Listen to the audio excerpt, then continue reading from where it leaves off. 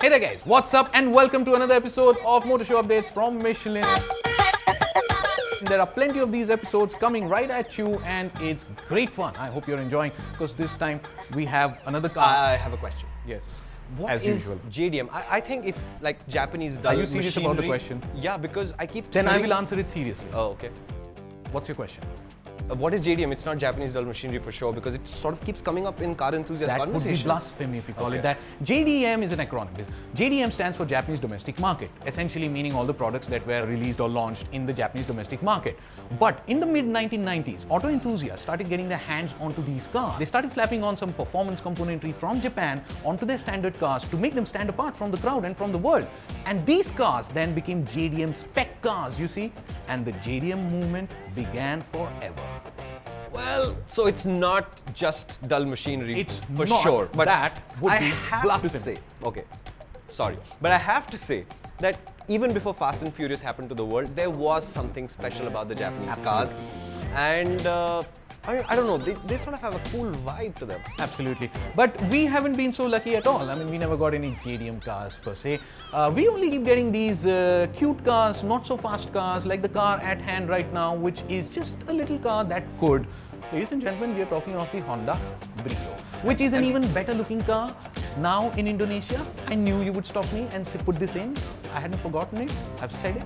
You're just a distressed man. You're a JDM. Abik, let's just please talk about the Honda Brio before this guy drives me nuts.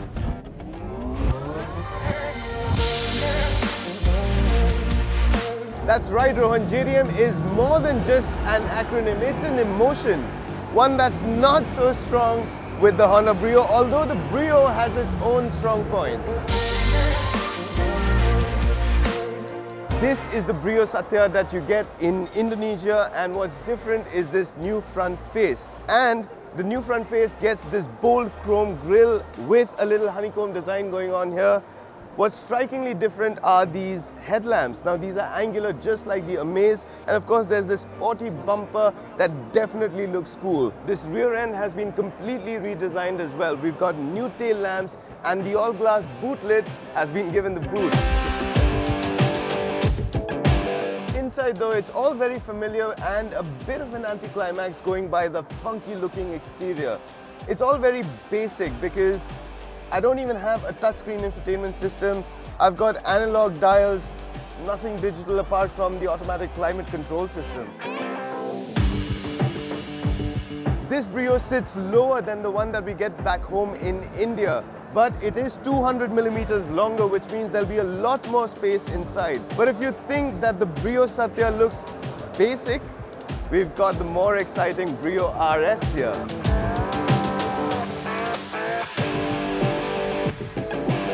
So the Brio RS, as the name suggests, is the sportier version, and you get this blacked out grille instead of the chrome finish one on the Satya. Definitely better looking than that one. Now most of the changes are aesthetic, so you've got the RS decals here, and apart from that a big spoiler and a reworked lower bumper here as well. Now the Brio RS is an export only model, and that's why the left-hand drive. Now you've only got a few colored accents on the inside, and apart from that it's practically the same car as the Satya. But Rohan, should I bring you some JDM parts for your Brio? Is he trying to be over smart or that? Well, Abik, I don't mind if you try to get me a Honda Type R. Yeah, Civic Type R. If you can get that in, it will fit in your cabin luggage. I'm very sure of that. And there's no excess luggage that will be charged to you. I already made those calls. Shumi has already spoken to the airlines. And speaking of engines now, well, both the Brio Satya and the Brio RS, they get 1.2-liter petrol engines, both of them churning out 90 PS. Actually, I do like that RS quite a bit, but I do wish that the two cars were separated by more than just a few body parts, you know? Now, we really wish that Honda brings this new Brio down to India very soon. It looks slightly better, we said. And if you notice, there is a pattern here with all the cars and the bikes that we are covering. We keep saying, we wish they got it down to India, we wish they got it down to India, and we really wish they got it down to India. So this time we conclude that Indonesia gets all the cool cars and all the cool bikes way before us, and hence I conclude that Indonesia is a cooler country than us. I don't know that I'll go that far, but this part is true. But at least Team Power Drift is getting to get up close and personal with these cars and getting a really good look at everything that we cannot have. Yes, thanks to Michelin. And we are working round the clock, the entire Team Power Drift, to get you these updates. We are having great fun. Now, you will miss all these updates if you don't click on that bell icon, which is the notifications icon. Do that right away. And so now, at this point, we are going to sign out. This is the Jabbering Distressed Man, and I am Shumi, and we are signing out from the Michelin Motorsport. Why do you keep doing this? What? I made a mistake. Oh, fine. Oh, really? Just a defensive man. Oh, you want to now say Japanese defensive man for JDM? You're not Japanese even by But I wasn't any of what you said.